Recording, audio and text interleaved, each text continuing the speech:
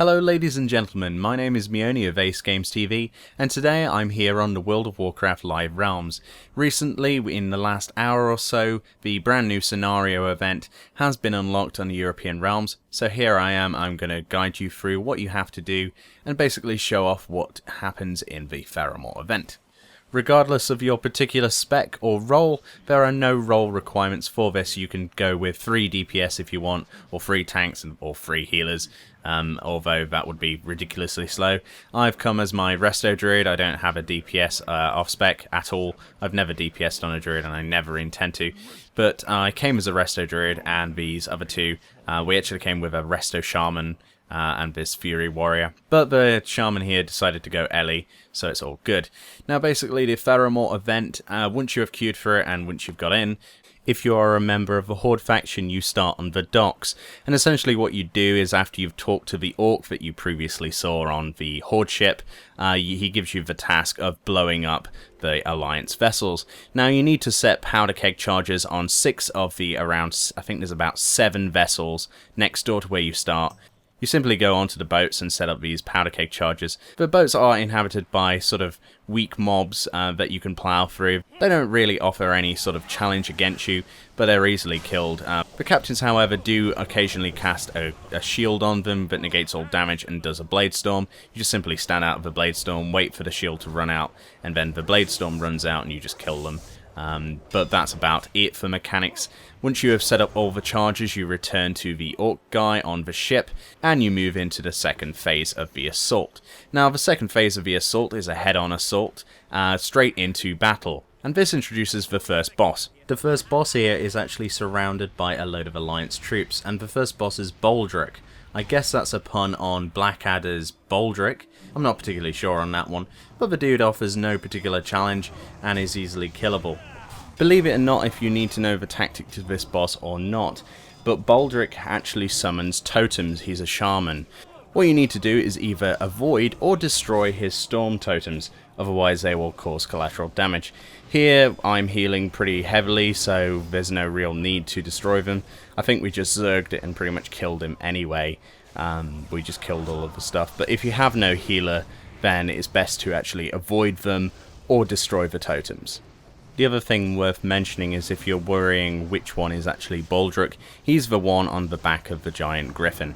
Once you've taken care of Baldric and his giant griffin, it's time for stage 4, and stage 4 is entitled Tanks for Nothing, in which you must demolish Alliance siege weaponry which is scattered around the western part of Theramore, along with killing a giant tank boss called Big Baser. Big Baser has an interesting mechanic which locks onto a target at random. If it locks onto that target, it will either move towards that target and melee them, or it will launch projectiles at the location that person was previously stood in. The idea here is to kite and not stand in the same place. For example, here I get targeted and I'm simply kiting the boss, avoiding the marks on the floor, which are fairly obvious to move out of. And the boss dies pretty quickly with no real hassle at all. Now we're moving on to the final stage of the event. That's right, we're already on the final event, and this involves killing a particular boss and freeing a captive named Phelan Songweaver from Foothold Citadel. Simply go over to the eastern side and go into the only keep there. Once inside you can find Hedrick Evencrane on the second floor. Simply go in there and kill him. Like the others, this guy also doesn't have a real mechanic that will pose any threat to you. He simply has a sword and a shield and a two-hander.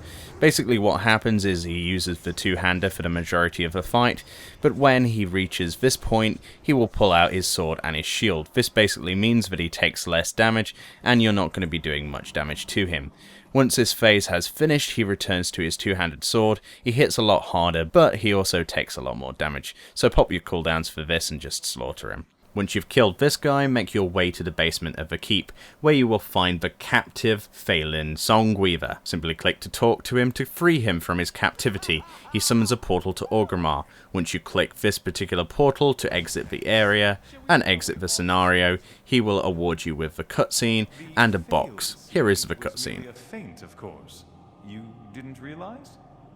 Even now an airship draws near. Its arcane payload will flatten Theramore Isle, and everyone's still standing upon it. There we go. Should you pass through Silvermoon City, come and say hello, Aldi El Chala.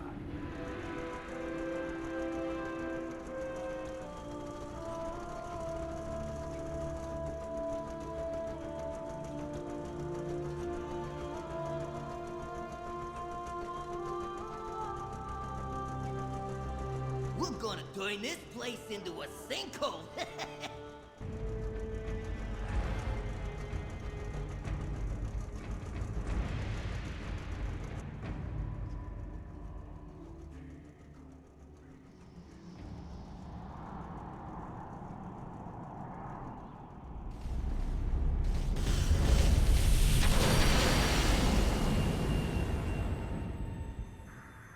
And that, ladies and gentlemen, was the Theramore event scenario.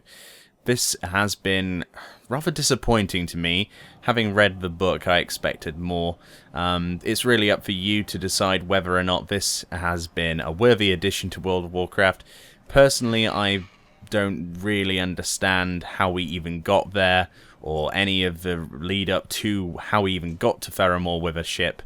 In the first place, why there was a lack of Jaina Proudmoore on the Isle at all, why there was no real lore interaction. Basically, there are a lot of loopholes in this, and I don't really understand any of it. All I do know is the Horde gets screwed. We get this particular Horde here. We get a small mana bomb. This has I think it's a 2-minute or 3-minute cooldown, and simply launches a bomb at the floor. I'm not particularly sure what I expected from this event in the slightest, to be honest.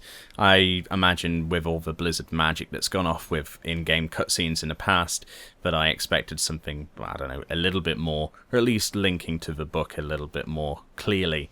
So I'm hoping there's going to be a pre-release for mop patch that will clear all of this stuff up, because as it stands at the moment, this is not a particularly good event to have standalone in the game, and certainly feels somewhat unpolished and unfinished. There's also a lot of other rewards. Obviously, I don't know what the Alliance side version of this is. Perhaps there might be a video on Ace in the future, or on another channel you can find in the search bar for that. I imagine it's probably the defense of Theramore, and probably the failing of. But the Alliance do get a better reward. I will link a picture on the screen right now. They get a tabard which summons a battle standard.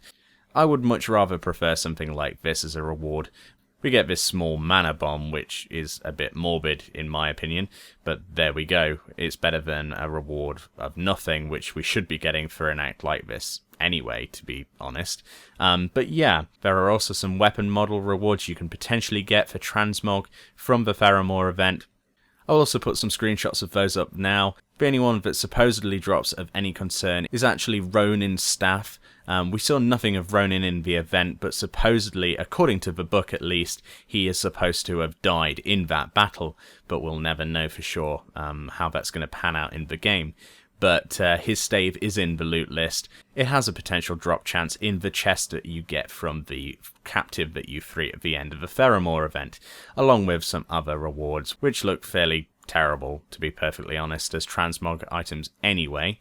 But yeah, all I got in my chest was a set of fireworks, so I guess I'm not going to get them anytime soon. We'll try again later anyway.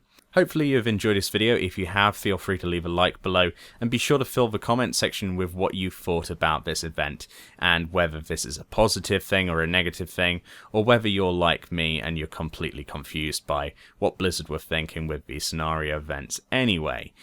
My name's been Meoni of AceGamesTV. Thank you very much for watching my video. As always, subscribe to AceGamesTV for daily videos from a wide variety of directors covering, again, a wide variety of video games. Thanks for watching my video. I'll see you next time.